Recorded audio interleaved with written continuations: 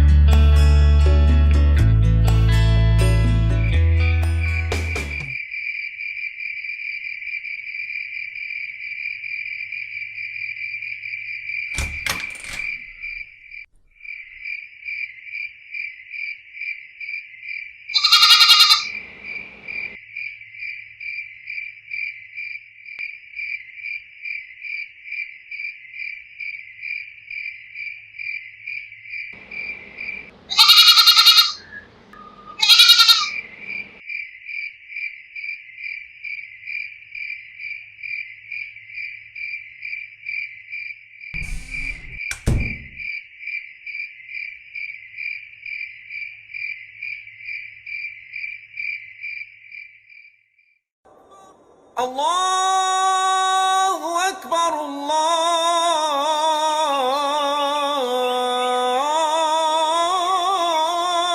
अकबर। अरे इमरान, जोया, उठो तो, कब तक सोते रहोगे? आज बकरा ईद है। देखो तुम्हारे अबू मुन्ना को नहला रहे हैं।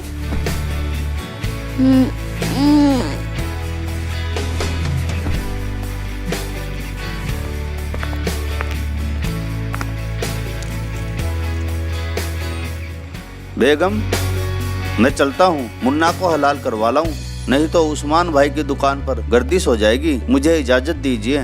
ठीक है जी, संभल कर जाना। खुदा हाफिज। अम्मी, अब्बू मुन्ना को कहाँ लेकर जा रहे हैं?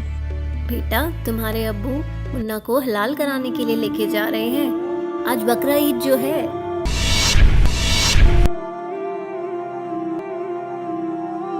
अबू अबू प्लीज मुन्ना को मत लेकर जाओ। बेटा ये जरूरी है। हमारा बिल्कुल भी मन नहीं लगेगा अबू, यदि मुन्ना को कुछ हो गया तो। बेटा ये जरूरी है। प्लीज अबू प्लीज मुन्ना को इमरान मत बेटा लेकर मान जाओ आप। Please Abu please. बेगम पकड़ो इसे। अब्बू मत लेकर जाओ ना मुन्ना को, आखिर उसने किसी का क्या बिगाड़ा है?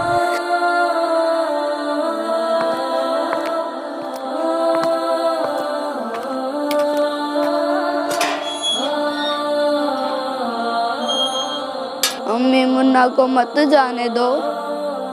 प्लीज अम्मी, मुन्ना को बचा लो, प्लीज अम्मी।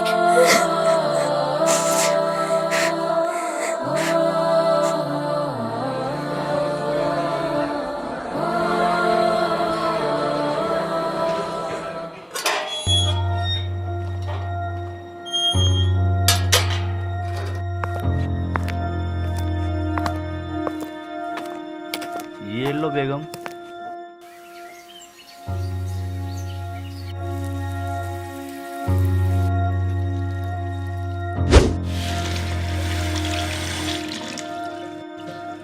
इमरान, जोया, बेटा आ जाओ, खाना खा लो। इतना अच्छा गोश्त बना है। आ जाओ बेटा।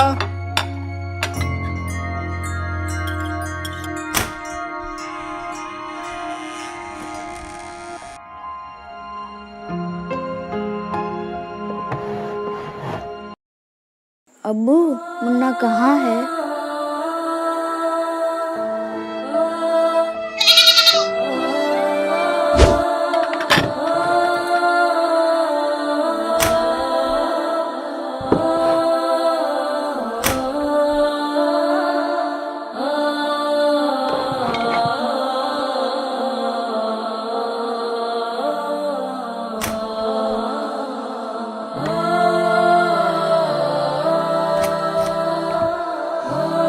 बेटा, खाने से ऐसे उठकर नहीं आते।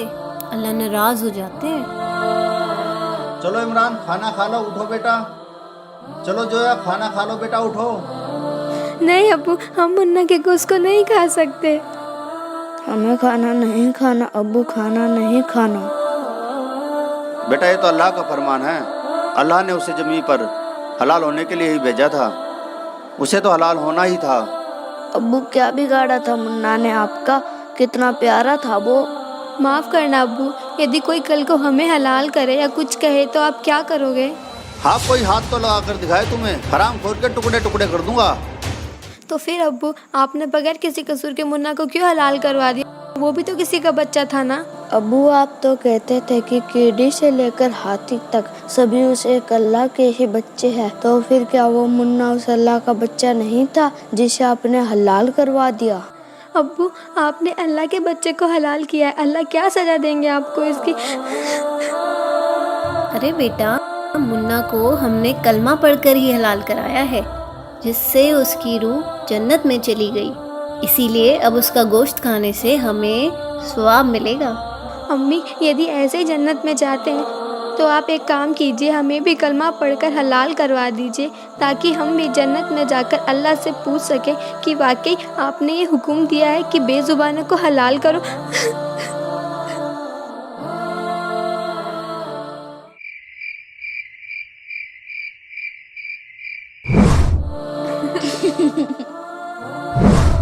अब्बू अब्बू प्लीज मुन्ना को मत लेकर जाओ। बेटा ये जरूरी है। हमारा बिल्कुल भी मन नहीं लगेगा अब्बू, यदि मुन्ना को कुछ हो गया तो। बेटा ये जरूरी है। प्लीज अब्बू प्लीज मुन्ना को इमरान मत बेटा, लेकर मान जाओ आप।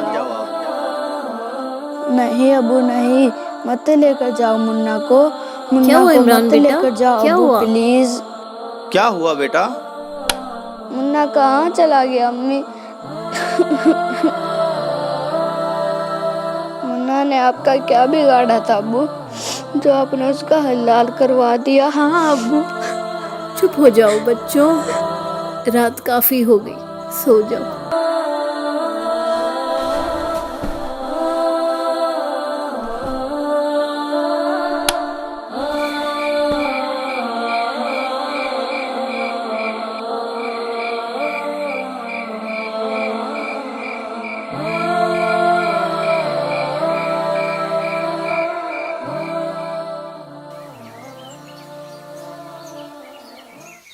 अच्छा बेटा, मैं जा रहा हूँ। बेगम मैं जा रहा हूँ। अस्सलाम वालेकुम।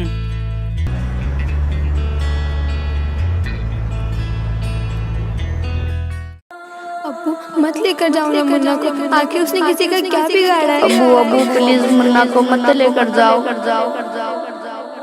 माफ़ करना अब्बू, यदि कोई कल को हमें हलाल करे या कुछ कहे तो आप क्या करोगे? आरिफ भाई सलाम वालेकुम। वालेकुम अस्सलाम। चलो आरिफ भाई लंच करने चलते हैं। आप कर लीजिए, मुझे भूख नहीं है। नहीं आरिफ भाई, ऐसे काम नहीं चलेगा। मैं सुबह से आपको देख रहा हूँ, काफ़ी परेशान लग रहे हो। लंच तो करना ही पड़ेगा। चलो खड़े हो जाओ।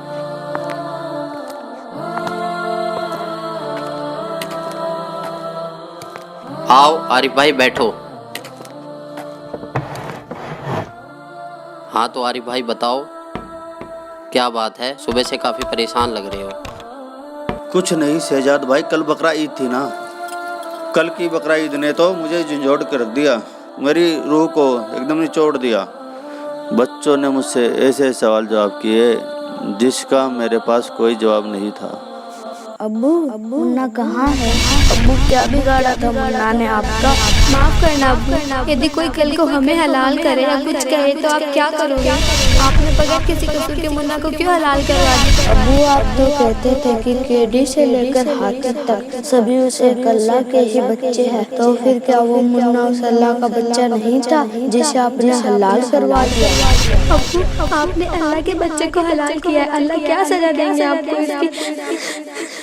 तो शहजाद भाई अब आप ही बताइए मैं क्या करूं? उसके बारे में किसी बाखबर को पूछ कर देखो कि वो बाखबर होगा और वही खुदा की इबादत करने का तरीका बताएगा। और फिर तो आपको यह भी पता होगा कि वो बाखबर कौन है जिसके बारे में कुरान शरीफ के अंदर जिक्र किया गया है। वो बाखबर ही तो संत रामपाल जी महाराज है।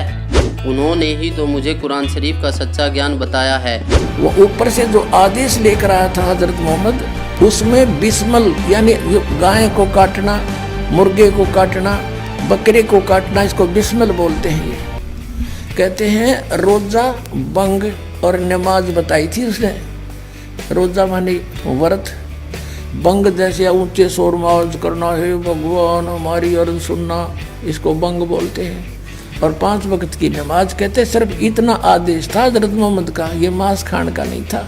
ये तो बाद में किसी फरिश्ते ने किसी में प्रवेश करके ये बकवाद गढ़ रखी है, उसने कभी नहीं कहा कि नबी मोहम्मद नमस्कार है राम रसूल कहाया, 1,80,000 को सौगंध जिन नहीं करद चलाया।